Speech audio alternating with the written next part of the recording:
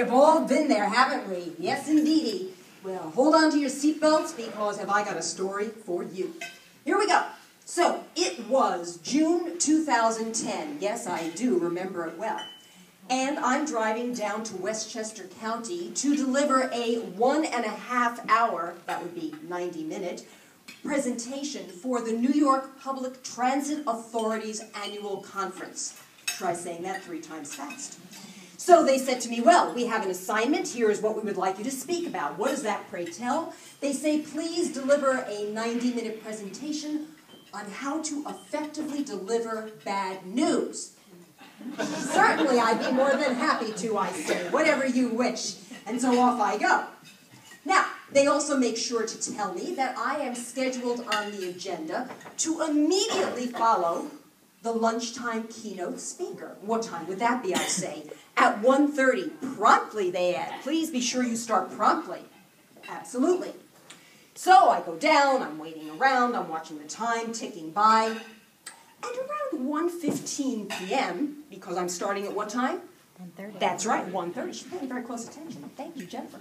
So it's about 1:15 p.m., and so as I'm waiting patiently for the economic forecaster to start wrapping up, I suddenly become aware of the fact that he's not. He's not even close to wrapping up.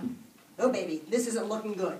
I start to fan myself, you know, the whole thing. Those of you who know me, I'm so neurotic, I'm thinking, oh my goodness, it'll just be another minute, hopefully very quickly. Wrong. So I go back to the room, I'm waiting around, hopefully it'll be any moment now. After what seems like an eternity, the attendees now begin to trudge into the room. They're looking a little battle-weary to me. And so I look at my watch and I say, holy, you know what, it's almost 2:15. I think he delivered bad news. I think he stole my thunder. So I say, 2:15, holy, you know what? So with this, what do? I frantically run over to the event planner and I say, looking at my watch, a little prompt there, I say, well, given the late start, shall I extend? And she says, oh no, we need to stick to the agenda. Wanting to be absolutely sure that I heard her 100% right, I say the following.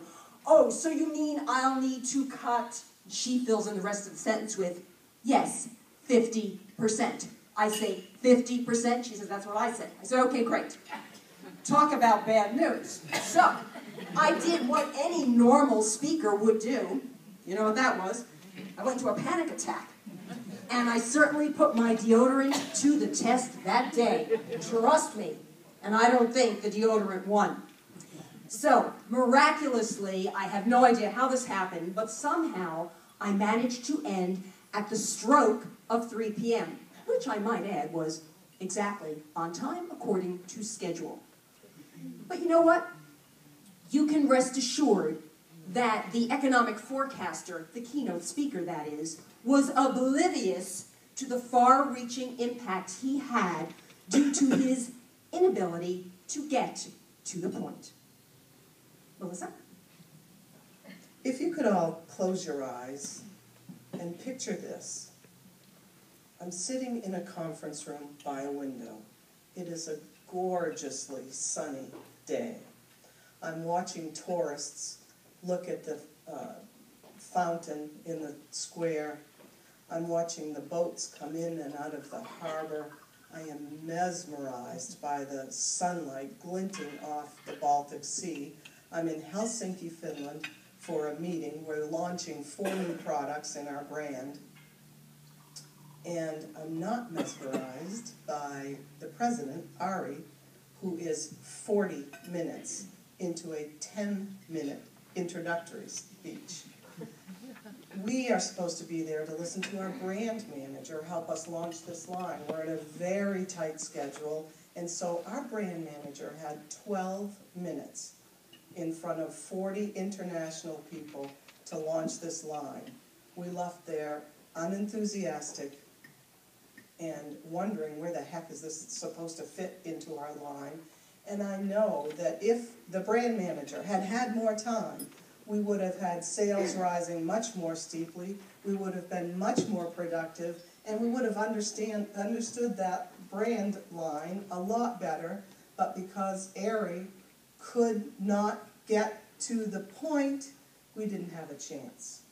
So let's now talk about some different scenarios where people don't get to the point. You have on your table a sheet that's double-sided, or you are going to be handed a sheet that's double-sided. While you're waiting for it, please look at the placard on your table to determine what table group you are.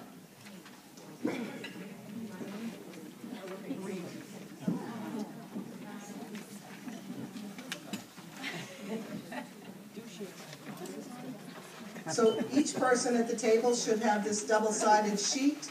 You want to look at page number 1. It has "Let's get to the point" on it, and it has 10 scenarios.